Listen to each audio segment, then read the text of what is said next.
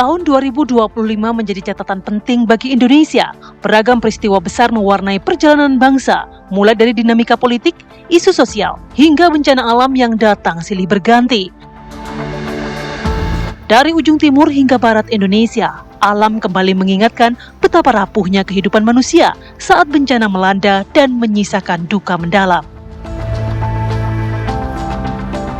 Sepanjang tahun 2025, wilayah Sumatera menjadi salah satu daerah yang paling terdampak bencana alam.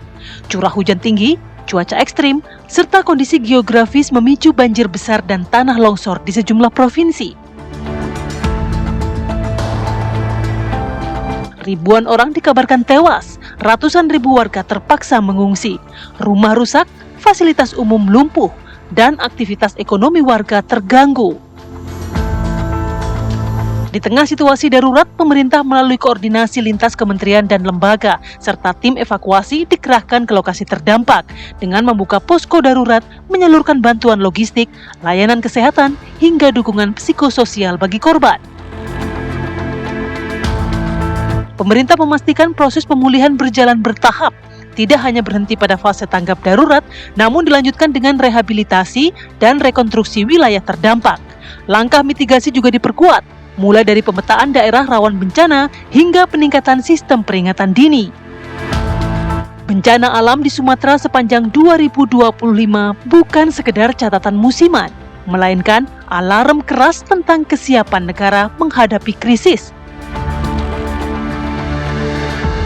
Lantas sejauh mana efektivitas penanganan yang telah dilakukan? Apakah langkah mitigasi yang dijanjikan benar-benar menyentuh akar masalah?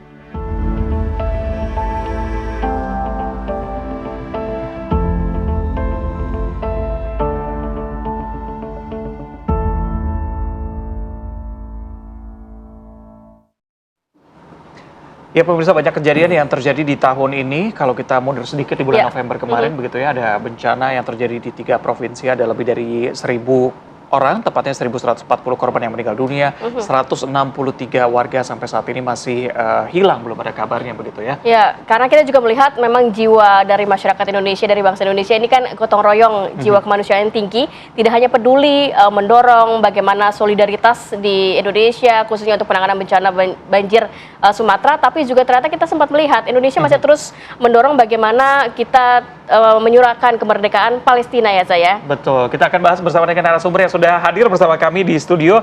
Ada Profesor Rian Nugroho, Ketua Masyarakat Kebijakan Publik Indonesia. Mas Rian. Mas Rian. Mas Rian saya. Oh ya, Mas Rian aja dipanggilnya. Masih umur 60. Iya, saya bergabung juga bersama kami Ahmad Hoirul Umam, analis politik dan hubungan internasional Universitas Paramadina. Mas Umam, selamat pagi. Saya mau ke Mas Rian dulu. Mas Rian, kalau kita flashback, ini kan kita hampir menutup tahun 2025. Pastinya juga banyak pelajaran yang kita dapat di tahun ini begitu ya. Banyak gejolak, dinamika dan lain sebagainya. Tapi kalau kita melihat kemarin peristiwa besar, bencana banjir yang terjadi di 3 provinsi begitu. Anda melihat bagaimana ini dengan dampak penanganan dan juga apakah ini meningkatkan juga solidaritas ketahanan sosial bangsa Indonesia? Saya sepakat dengan yang saya sampaikan bahwa kita tuh bangsa gotong royong, kerjasama. Jadi pengalaman kita adalah apabila ada hal yang seperti ini lagi, sudahlah, kita tidak boleh saling menyalahkan. Pemerintah tidak perlu merasa galau kalau ada masyarakat membantu terus perasaan saingi. Jangan. Sekarang udah bagus lah. Begitu ya? Udah bergandengan. Ada rasa seperti itu Anda lihatnya. Yang narasumber kau saja Mbak, kau betul itu. Jadi pemerintah nggak usah merasa disaingi. Sudahlah sama-sama bergandengan. Jadi begitu orang bergerak, ayo bareng-bareng, gandeng. Termasuk juga negara lain. Berapapun jumlahnya itu adalah kebersamaan. Itu pertama. Kedua, kita harus katakan bahwa ini nggak boleh terjadi lagi ke depan. Kenapa?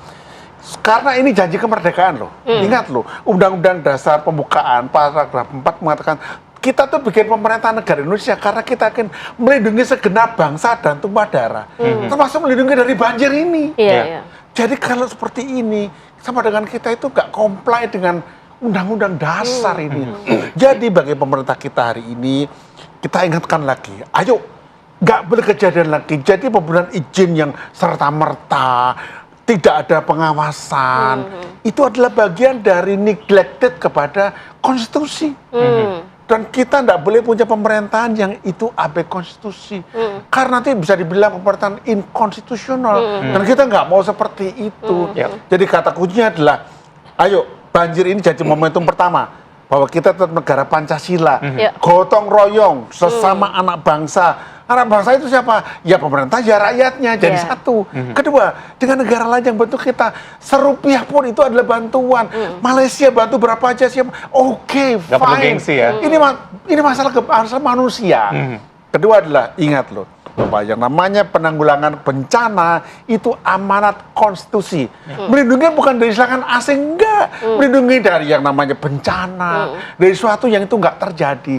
Itulah yang saya kira kata Jadi kunci penanganannya kita. tidak hanya penanganan pasca bencana, tapi bagaimana bencana ini tidak terjadi lagi, dalam arti secara regulasi dan lain sebagainya juga harus ada koreksi di situ, evaluasi di situ ya, Mas? Iya, ini harus kita akui. Selama ini pendidikan kita termasuk juga mungkin di Lemhanas juga ya, pelatihan kepemimpinan. Kita diajari pemimpin yang baik adalah pemimpin yang itu bisa memulihkan, turn around gitu kan ya dari suatu krisis.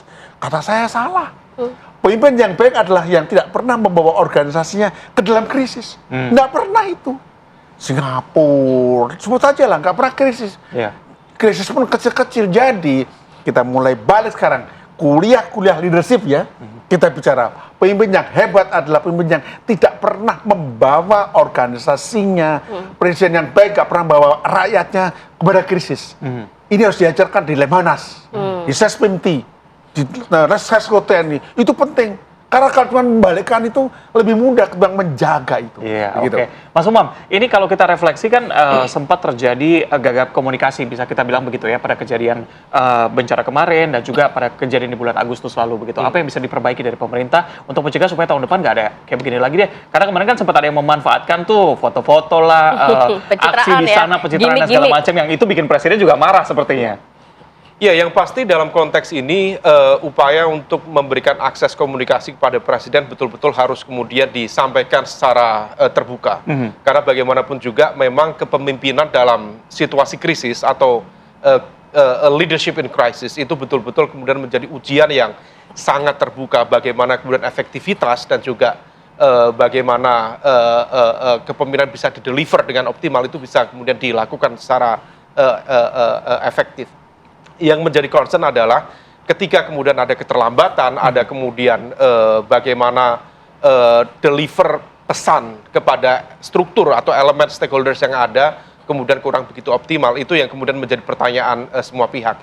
Nah, oleh karena itu, apa yang terjadi di Agustus, apa yang terjadi di ujung 2025 ini, saya pikir menjadi sebuah pelajaran yang cukup berharga bagi kita semuanya, dan saya pikir lingkar dekat Pak Presiden Prabowo juga mengambil pelajaran yang sangat berharga dari situasi ini, bahwa langkah cepat dan juga kemudian bagaimana mendeliver komunikasi yang secara optimal itu bisa dilakukan dengan baik. Karena kalau misal tidak, tentu di dalam konteks ini upaya untuk melakukan antisipasi dan mitigasi itu menjadi penting. Karena sinyal-sinyal itu sebenarnya kan sudah disampaikan dengan baik ya, teman-teman dari BMKG sudah memberikan informasi secara akurat, prediksinya sudah disampaikan. Maka kemudian ketika kemarin ada siklon Senyar, kemudian ternyata prosesnya itu tidak terpantau, atau mungkin terpantau tetapi kemudian proses intervensinya relatif kurang begitu cepat. Tapi selanjutnya ketika kemudian muncul siklon Bakung itu di beberapa titik Sumatera wilayah timur, misalnya di Lampung, Bengkulu, Jambi, termasuk di area Banten, kemudian Jawa Barat, relatif cukup cepat proses mitigasinya. Maka ini menjadi sebuah pesan bagaimana kebijakan publik harus dideliver secara optimal, sehingga kemudian langkah mitigasi itu bisa dilakukan secara efektif. Kalau itu bisa dilakukan, saya pikir berbagai macam krisis, baik itu politik, ekonomi, sosial, bisa diantisipasi dengan baik.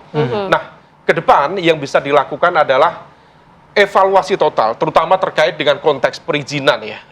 Ini menjadi sebuah evaluasi cukup serius. Dan apa yang terjadi ini bukan sekedar local good governance, tetapi juga bagaimana respon kebijakan publik terhadap narasi perubahan iklim.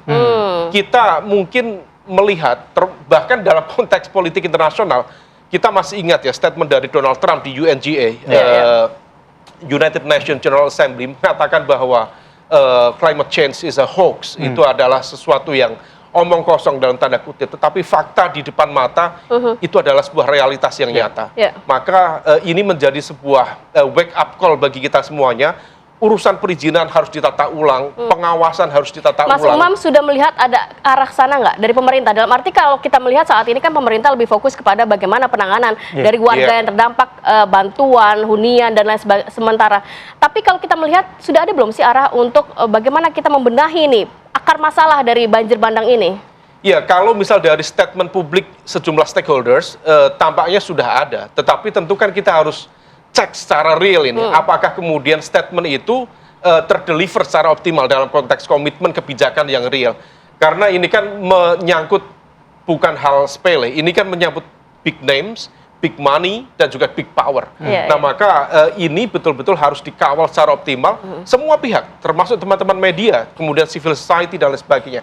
Maka pemerintah harus memiliki dan juga menunjukkan komitmen itu secara optimal.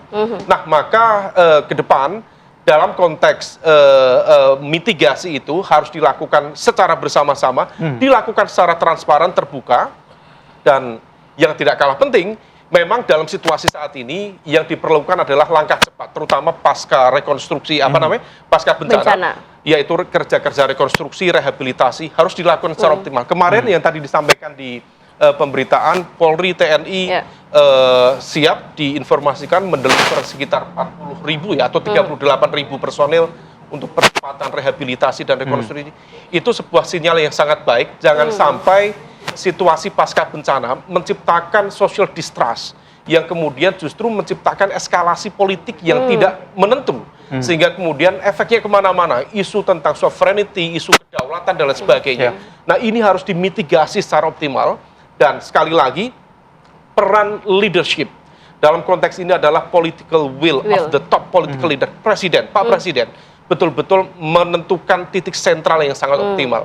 Nah, kalau misalnya itu bisa dilakukan, saya pikir berbagai ujian ya, krisis ini bisa menjadi pelajaran yang baik untuk menatap 2026 yang jauh lebih baik ke depan. Oke, Mas Rian, ini kalau dilihat kan berarti bisa disimpulkan bahwa pola komunikasi dan juga kebijakan yang diambil oleh pemerintahan saat ini lebih ke reaktif daripada preventif begitu ya. Mungkin detailnya bisa Anda jelaskan kepada kami usai jeda, tetap bersama kami di Apa Kabar Indonesia Pagi.